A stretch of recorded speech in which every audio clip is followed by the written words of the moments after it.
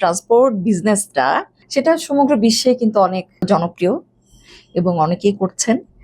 আম, আপনার যে বাস সার্ভিসটা তার নাম হচ্ছে এভারগ্রিন। কিভাবে শুরু করেছিলেন আপনার এই বিজনেসের যাত্রাটা?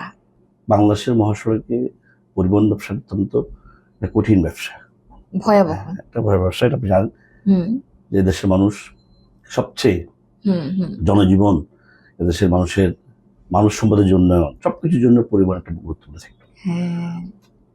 এই সেক্টরটাকে সার্ভাইভ করা, অর্থাৎ এই সেক্টর থেকে সার্ভিসের মান ডেভেলপ করা, জনগণকে এটার সাথে সম্পৃক্ত করে নিজের প্রতিষ্ঠানকে, নিজের পরিবহনকে একটা সুন্দর জায়গায় নিয়ে আসা, অবশ্যই। এটা অনেকটা চ্যালেঞ্জের কথা বলবো আমি আপনাকে।